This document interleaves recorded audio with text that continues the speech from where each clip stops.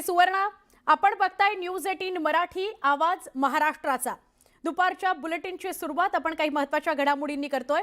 पालिका निवडणूक प्रचाराचा आजचा शेवटचा दिवस आहे आणि शेवटच्या दिवशी नागपुरामध्ये मुख्यमंत्री देवेंद्र फडणवीसांनी भव्य असा रोड शो केला। रोड शोच्या मार्गावर जागोजागी स्वागत कमानी, छोटे स्टेज उभारण्यात आलेले होते। आज रोड शोच्या दरम्यान स्वतः मुख्यमंत्री देवेंद्र फडणवीस यांनी बुलेट चालवली। नागपुरामध्ये स्वतः देवेंद्र फडणवीस हे त्यांच्या होम पिचवर होते। आज दिवसभर नागपुरामध्येच ते असणार आहेत। महाराष्ट्रभर त्यांचा प्रचार झाला। ते स्वतः दिवसाला 4-4 सभा घेत होते आणि आत्ता शेवटच्या प्रचाराच्या दिवशी ते बुलेट चालवताना बघायला मिळाले।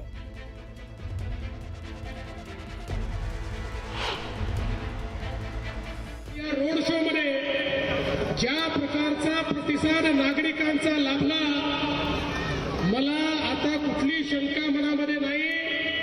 माननीय गडकरी साहेबांच्या नेतृत्वामध्ये नागपूर महानगरपालिका मागचा रेकॉर्ड तोडल्याशिवाय राहणार नाही। या ठिकाणी भाजपा सेना युतीचा भगवा हा नागपूरच्या महानगरपालिकेवर लागेल आणि नागपूरकरांनो चिंता करू नका, तोच भगवा मुंबईला देखील लागणार आहे। या महाराष्ट्रात सगळीकडे या निवडणुकीमध्ये आपलीच या ठिकाणी जय होणार आहे, आपलाच विजय होणार आहे। पुढच्या बातमीकडे आपण वळूया। प्रचाराच्या शेवटच्या दिवशी राज ठाकरे पुण्यामध्ये होते। त्यांचा दौरा पुण्यामध्ये होता। या दौऱ्यात त्यांनी अनेक शाखांना भेटी दिल्या। शाखांना भेटी देत त्यांनी मतदारांशी तर संवाद साधलाच, पण तिथे असलेले जे उमेदवार होते आहेत मनसेचे, त्यांना सुद्धा भेट दिली।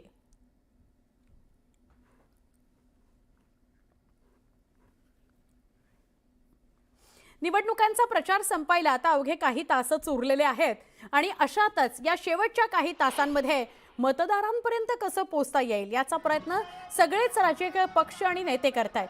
अशातच उद्धव ठाकरे पश्चिम आणि पूर्व उपनगरामध्ये शाखांना भेटी देताना दिसले। यावेळी शिवसैनिक मोठ्या प्रमाणात उपस्थित होते। जो उत्साह तुमच्यामध्ये दिसतो, तुमच्या चेहऱ्यावरती जो एक आत्मविश्वास दिसतोय, तो पाहिल्यानंतर विजय आपला निश्चित आहे। मात्र गेल्या 1-2 दिवसांपासून पैशाचा धुमाकूळ चाललेला आहे, धुमाकूळ। म्हणजे एवढे निर्लज्ज आणि बेदरकार लोक आहेत।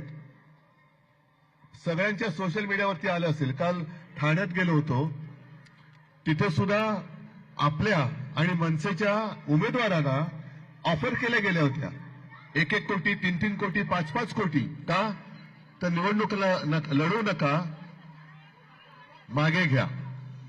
का नका लढू? तुम्ही जर का कामं केली असतील तर या ना, आम्ही केलेली कामं घेऊन लोकांसमोर आलो आहोत, तशी तुम्ही जर का काही कामं, म्हणजे त्यांनी जर का काही कामं केली असतील तर ती सांगा। पण सांगण्यासारखं काही नाही, पण वाटण्यासारखं भरपूर आहे। बाहेरून येऊन महाराष्ट्रामध्ये पैसे वाटले जात आहेत असा आरोप मनसे अध्यक्ष राज ठाकरेंनी केला। विकास केलाय तर मग पैसे का वाटायचे असा सवाल सुद्धा त्यांनी केला। हे पैसे नेमके येतायत कुठून असा प्रश्न सुद्धा त्यांनी न्यूज 18 मराठीला दिलेल्या एक्सक्लुझिव्ह मुलाखतीमध्ये केला। विरोधक जे आहेत किंवा आता सत्ताधारी पक्षामधला भाजप आहे, जो तुम्हाला म्हणतोय की तुम्ही म्हणजे विकास विरोधी आहात, याच्यात विकास विरोधाचा काय संबंध येतो? प्रश्न असा आहे, जर समजा ह्या लोकांनी विकास केलाय तर लोकांना पैसे कशाला वाटतंय? 5-5 कोटी, 10-10 कोटी देऊन तुम्ही फॉर्म मागे घ्यायला कशाला लावताय लोकांना? जर तुम्ही विकास केलायत ना, विकास विरोधी कोण आहेत मग? आता एवढ्या सगळ्या आज क्लिप्स बाहेर येत आहेत। भाजपच्या पॅम्पलेटमध्ये, भारतीय जनता पक्षाच्या पॅम्पलेटमध्ये 5-5 हजार रुपये तुम्ही लोकांना प्रत्येक मताला वाटताय। येत आहेत कुठून पैसे?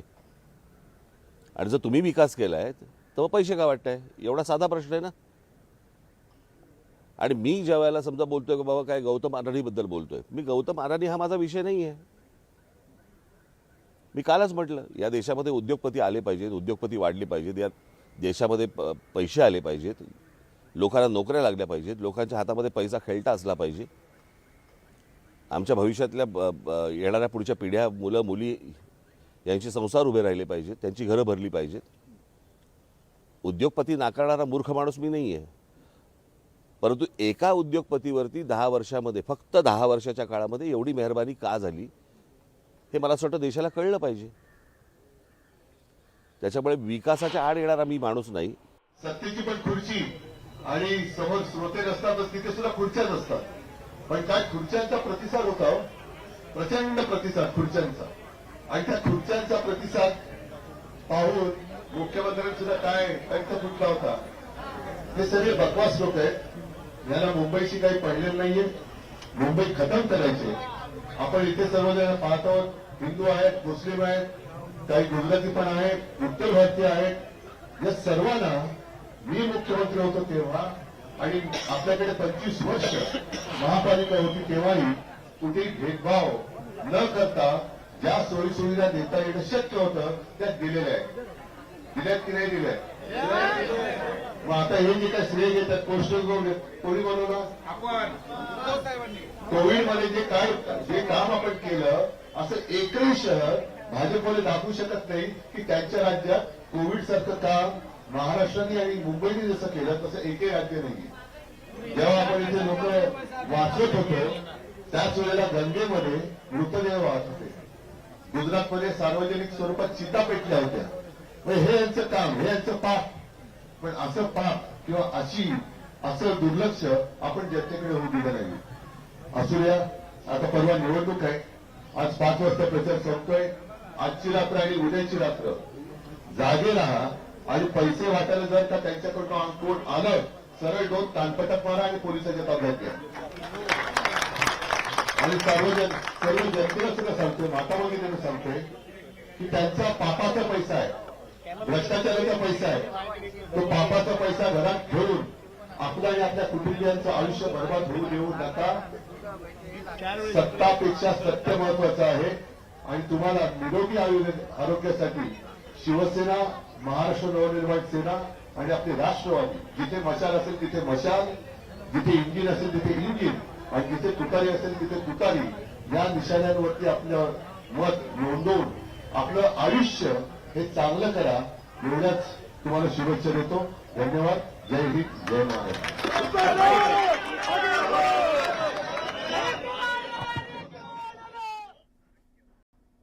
उद्धव ठाकरे वेगवेगळ्या शाखांना मुंबईच्या परिसरामध्ये भेट देत आहेत, त्याचं थेट प्रक्षेपण आपण बघत होतो. आता राज ठाकरेंच्या बातमीकडे आपण वळतोय. नाशिक शहर दत्तक घेऊन केलं काय? आम्ही केलेल्या कामांचा फोटो ते दाखवतात. त्यांनी काय नवं केलं, असा सवाल राज ठाकरेंनी न्यूज 18 मराठीशी बोलताना केला.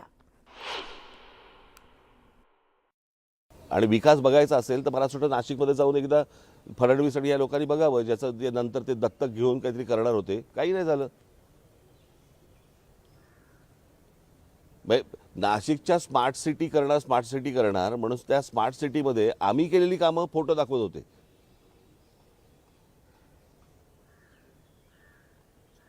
ह्यांनी काय नव्याने केलं ते तर सांगा मला. कोस्टल रोडचं श्रेय उद्धव ठाकरेंचं असल्याचं राज ठाकरेंनी ठणकावलंय. विकासाच्या आड आम्हाला यायचं नाही, पण विकासात भूमिपुत्रांच्या आड येत असाल तर मग काय त्याला चाटायचंय, असंही राज ठाकरेंनी म्हटलंय. आता कोस्टल रोड मुंबईमधला, या कोस्टल रोडचं भूमिपूजन, त्याचा आराखडा, त्याच्या सगळ्या गोष्टी या उद्धव ठाकरेंनी केल्यात. त्याचे फोटोही जाहीर केले काल. प्रश्न असा आहे ना की विकासाच्या आड आम्हाला यायचं नाही आणि येणार पण नाही आम्ही. परंतु तो विकास हा इथल्या भूमिपुत्रांसाठी, मराठी माणसांसाठी उपयोगाचा असेल तर त्या विकासाला अर्थ आहे ना. मराठी माणसाच्या थडग्यावरती तुमचा विकास जर घडणार असेल तर काय चाटायचा तो विकास? महाराष्ट्रात बसवलेले राज्यकर्ते असल्यानं त्यांच्यात धमक नसल्याचं राज ठाकरे म्हणाले. राज्यकर्ता हा खमकाच असायला हवा, असंही राज ठाकरेंनी ठणकावलं. राष्ट्रीय पक्ष म्हणून जे आहे, भाजप आज राष्ट्रीय पक्ष आहे. मग राष्ट्रीय पक्ष तो त्यांचे इथले मुख्य जे असतील ते ठरवणार. ते त्यांना तिथे ठरवू देत ना, माझं काय म्हणणं नाही आहे त्याच्याबद्दल. परंतु तिथे तुमचे कोणते मध्य प्रदेशचे कोण होते? शिवराज सिंग चव्हाण स्वतःच्या हिमतीवरती झाले मुख्यमंत्री. तुमचं म्हणणं आहे की देवेंद्र फडणवीस स्वतःच्या हिमतीवरती मुख्यमंत्री नाही झाले? भाजपमध्ये विचारून बघा ना एकदा. अहो साधी गोष्ट आहे ना, एक माणूस मुख्यमंत्री होता, बरोबर की नाही? मुख्यमंत्री पदावरनं निवडणूक झाली, संपली, बरोबर आहे? मग शिवसेना फोडली, मग शिंदे आले आणि त्या मुख्यमंत्र्याला उपमुख्यमंत्री केलं आणि ते त्यांनी स्वीकारलं. जर एखादा बसलेला माणूस असता, ठाम माणूस असता, त्याने नकार दिला असता. सो बसलेला आणि बसवलेला याच्यामध्ये फरक असतो ना.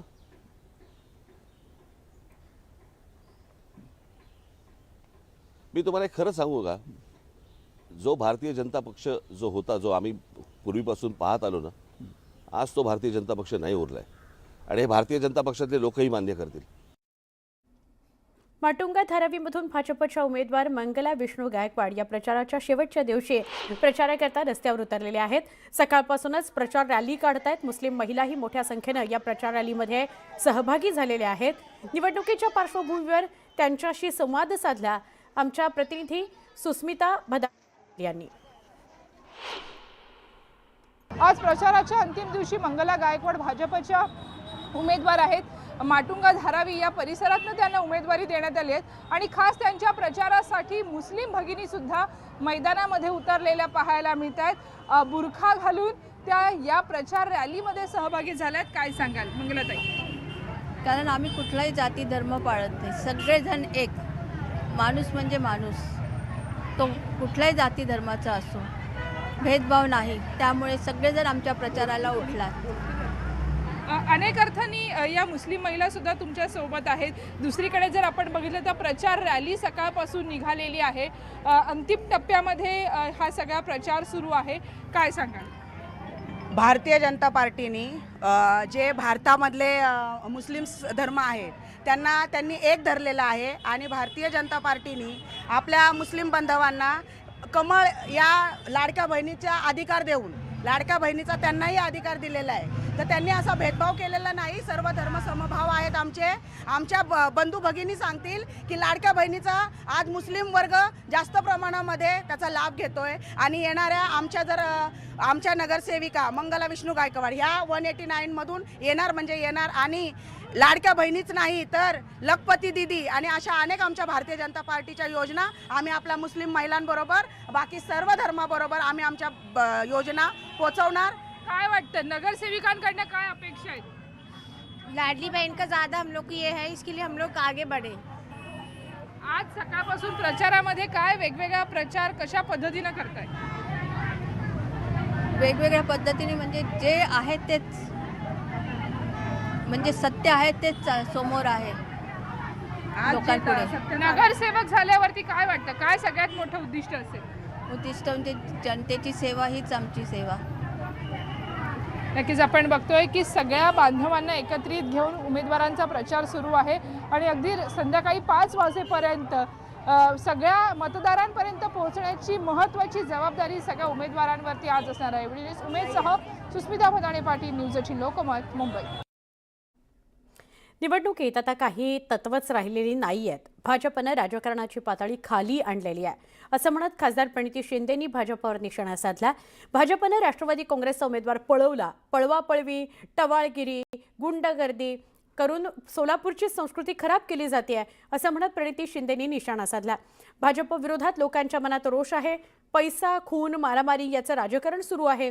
त्यामुळे लोकांच्या मनामध्ये रोष कायम आहे, तो वाढतो आहे.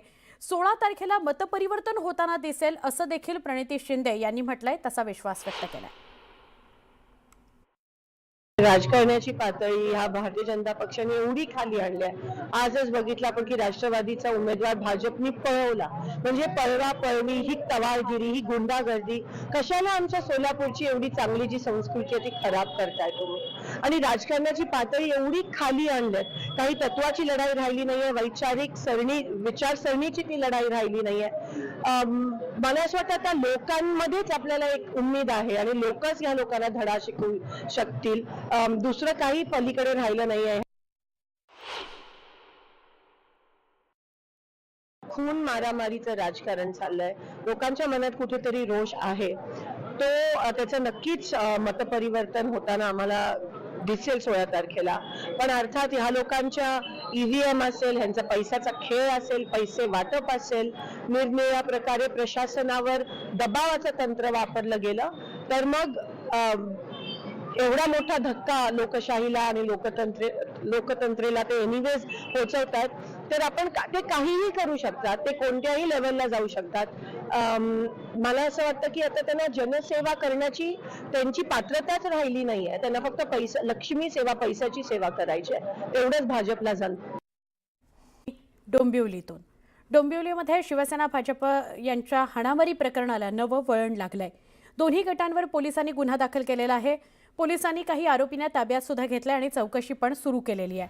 मात्र मारहाण करणाऱ्या शिवसेना उमेदवारांना तात्काळ ताब्यात घ्या अशी मागणी करत भाजप पदाधिकारी आणि कार्यकर्ते रस्त्यावर उतरले. हातावर काळ्या फिती बांधून निषेध नोंदवत आहेत. अशातच या भागात पोलिसांकडून बंदोबस्त वाढवण्यात आलेला आहे.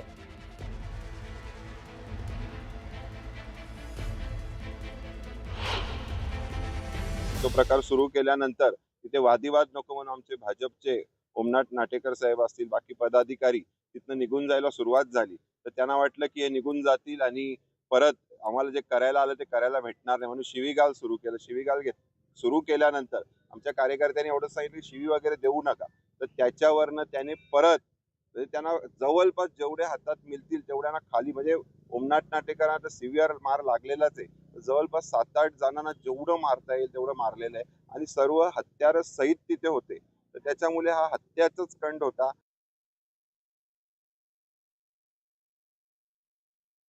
जे कार्यकर्त्यांची निवडणूक आहे त्याप्रमाणे ते मैत्रीपूर्वक लढत लढायची होती आणि कार्यकर्ते लढतात.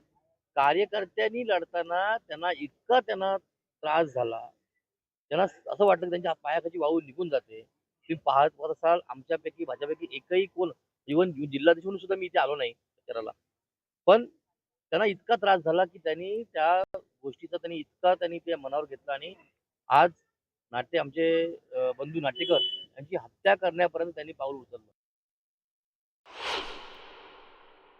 प्रचारादरम्यान झालेल्या भांडणामध्ये 5 ओळखीच्या व्यक्तीविरुद्ध आणि इतर जे काही लोक आहेत त्यांच्याविरुद्ध गुन्हा नोंद करण्यात आलेला आहे डोंबिवली पोलीस स्टेशन या ठिकाणी. यातील जखमी हे एम्स हॉस्पिटल मानपाडा इथे ऍडमिट आहेत. आता उपचार चालू आहे. सर, कोणाकोणावर गुन्हे दाखल झाले काय माहिती? तपासाचा मुद्दा आहे, नंतर सांगण्यात येईल. अटक केली का कोणाला? 5 आरोपींना अटक करण्यात आलेली आहे. पुढचा तपास चालू आहे. चंद्रपूर महानगरपालिकेच्या प्रचाराचा आजचा शेवटचा दिवस आहे आणि त्यामुळे सगळेच राजकीय पक्ष आज मतदारांना आकर्षित करण्याकरता पूर्ण शक्तीपणाला लावत आहेत. आज काँग्रेसचे प्रदेशाध्यक्ष हर्षवर्धन सपकाळ आणि खासदार प्रतिभा धानोरकर यांनी पदयात्रेच्या माध्यमातून मतदारांना साथ घातली. गिरनार चौकातून सुरू झालेली ही पदयात्रा चंद्रपूर शहरातील पठाणपुरा, विठ्ठल मंदिर, एकोरी, जटपुरा या प्रभागातून ही पदयात्रा काढण्यात आली. भारतीय जनता पक्षाने चंद्रपूरकरांच्या दैनंदिन गरजांकडे केलेलं दुर्लक्ष आणि महानगरपालिकेमध्ये केलेला भ्रष्टाचार हाच आमच्या प्रचाराचा मुद्दा आहे, असं दोन्ही नेते म्हणाले.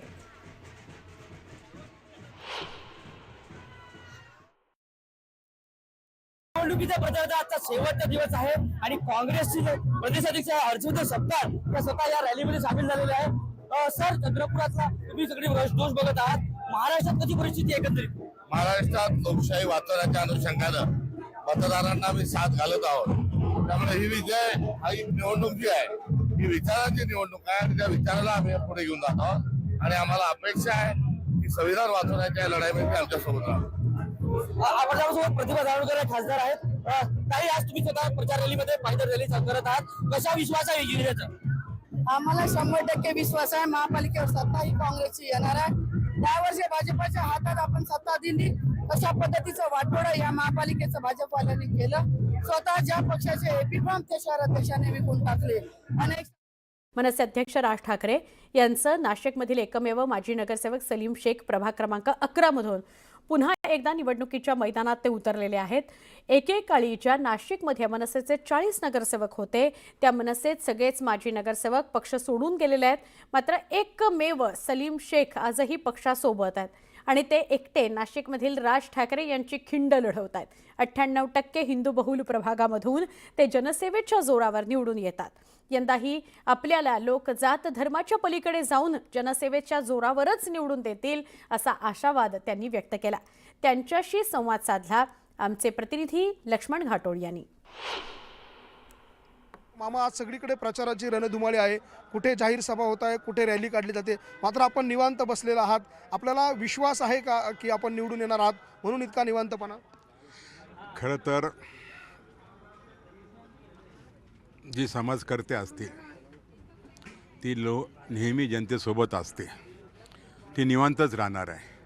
आणि मला वाटतं प्रभाग क्रमांक 10 असेल, प्रभाग क्रमांक 11 असेल, ह्या प्रभागामधली निवडणूक ही जनतेनं हातात घेतलेली आहे. म्हणून या ठिकाणी इतकं निवांत मी बसलेलो आहे. आपण जर बघितलं, मी फक्त आपल्या माध्यमातून मतदार राजांना एक आवाहन करू शकतो. मतदार राजानं मतदान करताना ह्या गोष्टीचा सुद्धा एक विचार केला पाहिजे. समाजातली चांगली चांगली लोकं ही पुढं आली पाहिजे. समाजामध्ये नेहमी वावरत असतात अशा व्यक्तीला मतदान केलं पाहिजे. आणि मला वाटतं जे गुन्हेगारी वृत्तीचे लोक असतील यांना जनतेनं बाजू ठेवलं पाहिजे. आपल्या प्रभागामध्ये जातीवाद केला जातोय, धार्मिक वाद केला जातोय, याचा परिणाम आपल्यावर होईल असं वाटतं का आपल्याला? अनेक वर्षापासनं आपण जर बघितलं, सर्व याच्यामध्ये, सर्व भागामध्ये सर्व धर्म समभाव, सलीम मामा एकच नाव. आणि मला वाटतं विरोधक हा मुद्दा उपस्थित करताय, आणि जसा हा मुद्दा ते उपस्थित करतील तर तशी जनता ही सलीम मामासोबत जोडल्या जाणार आहे. तुमच्या प्रभागात मुस्लिम मतदारांची संख्या किती, हिंदू मतदारांची संख्या किती, आणि अशामध्ये तुम्हाला कसा विश्वास आहे की तुम्हाला मतदार स्वीकारतील? खरं तर मी मतदार यादी बघत असताना मी कधीच बघितलं नाही का मुस्लिम किती आणि हिंदू किती. माझा सर्व जाती धर्माच्या लोकांवर माझा विश्वास आहे. आणि मला वाटतं सर्व जाती धर्माची लोकं ही माझ्यासोबत आहे. लक्ष्मण घाटोळ, न्यूज 18 लोकमत, नाशिक. निवडणुकीमध्ये मतदारांचा विश्वास संपादित करण्याकरता उमेदवार वेगवेगळी शक्कल लढवत असतात. आणि अशातच मुंबईमध्ये शिवसेनेचे वॉर्ड क्रमांक 208चे उमेदवार विजय लिपारे यांनी मतदारांना स्टॅम्प पेपरवर आश्वासन दिलेलं आहे. आणि या स्टॅम्प पेपरची प्रचार पत्रकं ते मतदारांना वाटतायत. त्याचबरोबर आपल्याला निवडून देण्याचं आवाहन मतदारांना ते करतायत. सर्वसामान्य मतदारांपर्यंत पोहोचण्यासाठी आणि त्यांचा विश्वास संपादित करण्यासाठी मुंबईतील एका उमेदवाराने आपण पाहतोय की स्टॅम्प पेपरवरती आपल्या मतदारांना त्यांची आश्वासनं जी आहेत ती दिलेली आहेत आणि ती पूर्ण करायचा ध्यास जो आहे त्यांनी व्यक्त केलेला आहे. आपल्यासोबत विजय लिपारे आहेत, शिवसेनेचे उमेदवार. आपण थेट त्यांच्याशी बोलणार आहोत. आणि त्यांच्या हातामध्ये आपण इथे पाहत असाल हे स्टॅम्प पेपर आहेत आणि हे स्टॅम्प पेपरचं ते त्यांनी प्रचारपत्रक देखील केलेलं आहे आणि ते सर्व मतदारांना देत आहेत आणि मतदारांपर्यंत आपला संपूर्ण विकासाचा अजेंडा जे आहे ते पोहोचवताना ते दिसतात. आपण थेट त्यांच्याशी बोलूया. या स्टॅम्प पेपरवरती देण्याची कल्पना कशी सुचली आणि स्टॅम्प पेपरवरती तुम्ही काय काय माहिती जी आहे ती दिलेली आहे? नमस्कार, मी विजय लिपारे, प्रभाग क्रमांक 208मधून शिवसेना, भारतीय जनता पार्टी, रिपब्लिकन सेना आणि RPI महायुतीच्या माध्यमातून या ठिकाणी निवडणूक लढवित आहे.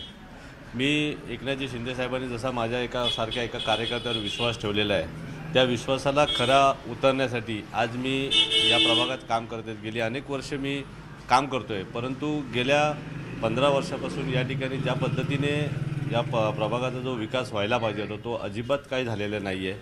आजही लहान मुलांपासून तर ज्येष्ठांपर्यंत या प्रत्येकाला काही ना काही समस्यांना सामोरे जावं लागतं आहे. लहान मुलांसाठी चांगले उद्यानं नाही आहेत, लहान मुलांसाठी खेळण्यासाठी काही चांगले मैदानं देखील नाही आहेत. त्या ठिकाणी मैदानामध्ये आहेत तर त्याच्यामध्ये सुविधा उपलब्ध नाहीत. मैदानामध्ये घाण साचलेली असते, त्याच्यामध्ये अनेक काही गोष्टी इलिगल एलिमेंट्स वगैरे चालू असतात. परंतु या ठिकाणच्या लोकप्रतिनिधीला त्याचं काही देणं घेणं नाही. प्रचारपत्रक तुमचं स्टॅम्प पेपरचं मतदारांकडे पोहोचता तर त्यांची काय प्रतिक्रिया असते? तुम्ही अशा प्रकारे स्टॅम्प पेपरवर येतात ते त्यांनी विचारलं की तुम्ही जर निवडून आलात तर हे कंपल्सरी करून देणारच का आमचे काम? मला खूप ठिकाणून कंपल्सरी म्हणजे असं तुम्ही हे देणार का नाही अशा तर कुठूनही एका ठिकाणून प्रतिक्रिया आलेली नाही आहे. कारण मला अशा प्रतिक्रिया आल्या आहेत की तुमच्यासारखा माणूस विश्वासू माणूस आहे, त्यामुळे तुम्ही जे बोललात आणि स्टॅम्प पेपरवर तुम्ही गॅरंटी घेतली आहे तर तुम्ही 100% ह्या गोष्टी करून द्याल. आपण इथे पाहतोय की हे स्टॅम्प पेपर आहे आणि प्रचारपत्रक आहे त्यावरती स्टॅम्प पेपरचा फोटो जो आहे त्यांनी छापलेला आहे आणि हे ते सर्व मतदारांपर्यंत पोहोचवत आहेत. त्यांचा विश्वास आहे की ह्या स्टॅम्प पेपरच्याद्वारे प्रचार केल्यावरती मतदार जे आहेत त्यांना नक्कीच निवडून देतील. व्हिडिओ जर्नलिस्ट सुधीर जाधवसह उदय जाधव, न्यूज 18 लोकमत, मुंबई. नागपुरामध्ये प्रभाग क्रमांक 33 मधून काँग्रेसकडून मच्छिंद्र सावळे, रोशनी बघेर, मनोज गावंडे आणि शीला तराळे निवडणुकीच्या रिंगणात आहेत. दरम्यान नगरसेवक झाल्यावर प्रभागातील ड्रेनेज सिस्टमची रखडलेली कामं मार्गी लावणार, सिमेंट रोडचं काम करत असताना जलस्तर कसा वाढेल याचा प्रयत्न करणार, प्रभागामध्ये वाचनालय, लायब्ररी वाढवण्यावर भर दिला जाणार अशी आश्वासनं या उमेदवारांनी दिली आहेत. भाऊ, तुम्ही पहिल्यांदा या निवडणुकीच्या रणांगणात उतरलेले आहेत. नगरसेवक म्हणून निवडून आल्यानंतर कुठल्या गोष्टी प्राधान्यानं सोडवाल? प्रचारात तुम्हाला कुठल्या गोष्टी प्रामुख्यानं जाणवत आहेत? प्रचारादरम्यान मी पाहिलं की जे कौशलनगरचा एरिया असेल, जेबीम नगर असेल, तिथे पट्टे वाटप अजून झालं नाही आहे. तसेच तिथे 24/7 पाणी मिळत नाही. कमीत कमी 1 किंवा 2 तास येतो पाण्याचा नळाचा आणि खूप कमी धार असते. परंतु बिल आता खूप जास्त प्रमाणात येत आहे. कारण 3 महिन्याचं बिल आता 1 महिन्यावर झालं आहे. गरिबाची खूप लूट होत आहे. खूप मुलं बेरोजगार आहे, त्याच्यामुळे व्यसनाधीन झालेले आहे आणि त्याच्यामुळे कसं का समाजामध्ये वातावरण भीतीचं निर्माण झालं आहे. तर हे सर्व काही चांगलं करण्यासाठी काँग्रेसला जर मतदान केलं तर आम्ही एक चांगलं काम करू. आपली जे पाण्याची जी म्हणजे वॉटर ग्राउंड लेवल आहे ही गडर लाईनमुळं खराब होत आहे आणि पाणी जर हे ग्राउंड लेवल खराब झालं तर उद्या भविष्यात आपल्याला पाण्याची मोठी समस्या उभी राहणार आहे. कारण आज सिमेंट रोडमुळं पाणी जमिनीत जात नाही आणि जमिनीत न गेल्यामुळं वॉटर लेवल ही खाली जात आहे आणि जी काही उरली आहे तेही गडर लाईनमुळं ते पोल्युटेड होत आहे. तर महत्त्वाचं मी याच्यात हात घालीन, ट्रंक लाईनमध्ये भर देईल जेणेकरून शहरातलं जे याचं पाणी आहे शिवरेजचं ते बाहेर जाईल. मी शिक्षणाच्या बाबतीत पण म्हणेल की वाचनालय वगैरे इथे उघडले पाहिजे. कारण महानगरपालिकेच्या शाळा बंद पडलेल्या आहे, त्यांनी बंद पडल्या. त्याबद्दल मी म्हणते की वाचनालय वगैरे असले तर पोरांना आणि मुलींना प्राधान्य मी देईल. मेरा ये पहला मौका है, लेकिन जो मुझे उम्मीदवारी दी गई है तो मैंने देखा यहाँ पे सर्वे करके कि काफ़ी सारी परेशानियाँ हैं जिससे हमारे परिसर के नागरिक जूझ रहे हैं और यकीनन हम इस पे पूरी तरह से काम करेंगे. जैसे शिक्षा के क्षेत्र में, इसके अलावा खुले मैदानों के जो प्रॉब्लम आ रही है, खुले मैदान नहीं है, अच्छे परिसर में ग्रीन जोन नहीं है, वॉशरूम नहीं है गार्डन्स में, ये जो सारी परेशानियां लोगों के बीच में, सीवेज का प्रॉब्लम है, स्ट्रीट लाइट का प्रॉब्लम है, तो ये जो छोटी छोटी सी परेशानियां जो अब बड़ी हो चुकी है, हम बिल्कुल इस पर काम करना चाहेंगे और एकजुट होकर काम करेंगे. प्रचाराला अवघे काहीच तास शिल्लक असताना जळगाव शहरामध्ये अपक्ष उमेदवाराच्या अनोख्या प्रचारानं राजकीय वातावरण ढवळून निघालं. प्रभाग क्रमांक 5 मधील अपक्ष उमेदवार ॲडव्होकेट पियुष पाटील यांच्या प्रचारावेळी नागरिकांनी ठिकठिकाणी केलेल्या जल्लोषपूर्ण स्वागताची सगळीकडे चर्चा होतीये. दीक्षितवाडी परिसरात रांगोळ्या काढत, फटाक्यांची आतषबाजी करत, शाल, पुष्पगुच्छ आणि औक्षण करून नागरिकांनी उमेदवारांचं स्वागत केलं, उत्स्फूर्त प्रतिसाद दिला. प्रचाराच्या अंतिम टप्प्यात झालेल्या या शक्ती प्रदर्शनामुळे प्रभाग क्रमांक 5 मधली निवडणूक रंगतदार होणार आहे. त्यामुळे मतदार कोणाला कौल देतात हे बघावं लागेल. प्रभागातले अनेक महानगरपालिकेच्या मालकीचे जिमखाने असतील, काही लाल मातीचे आखाडे तालमी असतील, या अतिशय दयनीय अवस्थेमध्ये त्या ठिकाणी आज रोजी आहेत. येत्या काळामध्ये त्यांचं पुनर्वसन कसं होईल, युवकांना व्यसनाच्या आहारी न आपण आणता आपण व्यायामाच्या याच्याशी कशा पद्धतीने त्यांची नाळ जोडता येईल यासाठी आपण प्रयत्न करणार आहे. मुंबई महापालिका निवडणुकीचा प्रचार अंतिम टप्प्यात आलाय. अशातच वॉर्ड क्रमांक 218 मधून शिवसेना उबाठाच्या उमेदवार गीता अहिरेकर निवडणुकीच्या रिंगणात आहेत. गिरगाव परिसरातल्या या मतदारसंघामध्ये मराठी अमराठी वाद, कबूतरखान्याच्या विषयामुळे मोठी चुरस निर्माण झालेली आहे. दरम्यान या भागातील मतदार मला निवडून देतील असा मला विश्वास आहे, आता गीता अहिरेकर यांनी म्हटलेलं आहे. सगळ्यात आधी प्रचार कसा चाललाय तुमचा? प्रचार खूप छान चाललाय. मला सगळ्यांचा प्रतिसाद पण खूप मिळतोय. अच्छा. आणि सगळ्यांना खूप प्रतिसाद चांगला मिळतोय मला. पण आव्हान किती मोठं आहे तुमच्या समोर?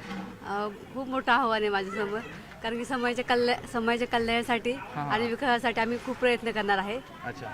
बरं, मला सांगा, तुम्ही जर नगरसेविका झालात तर काय कराल? मी नगरसेविका झाले तर समाजाच्या कल्याणासाठी तर सगळ्यांचा विकास करेन. पाणी, रस्ते, आरोग्य सेवा सगळ्यांच्या मदतीला धावून जाईन आणि मला सगळ्यांची साथ असेल त्यांचं मी. बरं, काय प्रचार काय चाललाय? कारण तुम्ही गिरगावात आहात, गिरगावामध्ये सध्या मराठी अमराठीवाद किंवा इतर सगळे मुद्दे पण तितक्यात जास्त प्रमाणामध्ये गाजतायत आणि इथल्या निवडणुकीकडे सगळ्यांचं जास्त लक्ष आहे. नक्कीच, कारण गिरगाव हा पहिल्यापासून मराठी बहुल विभाग आहे, तिथे मराठी लोकांची संख्या जास्त आहे आणि आत्तापर्यंत इतिहास आहे की ते शिवसेनेच्या मागे ठामपणे उभे राहिले आणि यापुढेही राहतील. कारण या गिरगावचं मराठी पण जर जपायचं असेल तर शिवसेनेशिवाय आणि मनसेशिवाय पर्याय नाही आहे. इकडच्या लोकांना माहीत आहे. काही लोक इथे तर वाढले आहेत, रिडेव्हलपमेंटमुळे काही इतर समाजही राहायला आलेला आहे, पण जो मराठी समाज आहे तो आता या दोन्ही भावांच्या एकत्र झाल्यामुळे खूप चांगला एकटवला आहे. आम्हाला ते दिसतंय प्रचारामध्ये, लोकांच्या प्रतिक्रियेवरून दिसतंय. लोक स्वतःहून पुढे येत आहेत, वहिनींचं स्वागत करत आहेत. याच्यावर आम्हाला माहिती आहे की आम्ही ही जी बाजी आहे ती खूप मोठ्या फरकाने मारू, असा आम्हाला आत्मविश्वास आहे. तर मराठी गिरगाव हा मराठी पट्टा आहे आणि तिथे दरवेळेप्रमाणे ठाकरे बंधूंच्याच पाठीशी हा परिसर कायमच राहतो आणि तो यावेळेला देखील राहील असा विश्वास सध्या उमेदवार आणि सगळेच नेते व्यक्त करत आहेत. व्हिडिओ जर्नलिस्ट हेमंत बागुल यांच्यासह सुमित सावंत, न्यूज 18 मराठी. बुलेटिनमध्ये स्वागत.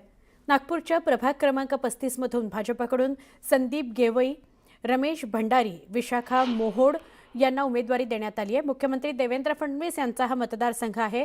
पुढील 5 वर्ष विकासाची गंगा या प्रभागात प्रवाही करू असा विश्वास भाजप उमेदवारांनी व्यक्त केला आहे. गेल्या 9 वर्षात झालेला विकास आणि आणखी पुढे नेण्याचा संकल्प या उमेदवारांनी केलेला आहे. मोठ्या टेक्नॉलॉजी आणि मोठ्या ज्या कंपन्या आपल्या इथे आल्या पाहिजे, नागपुरात आल्या पाहिजे आणि मुंबई आणि पुण्यासारखं जसं हब आहे पूर्ण आपल्या इथे झालं पाहिजे आणि महिलांना याच्यामध्ये सगळ्यात जास्त हे मिळालं पाहिजे, नोकऱ्या मिळाल्या पाहिजे, त्यांच्या मुलींना नोकऱ्या मिळाल्या पाहिजे. तर सामान्य जनतेचे जे प्रश्न आहेत, मग ते कसं असते की कोणतेही प्रश्न आहेत सामान्य जनतेचे जे प्रश्न आहेत ते प्रश्न मी गेल्या 10 वर्षापासून सोडवतो आहे.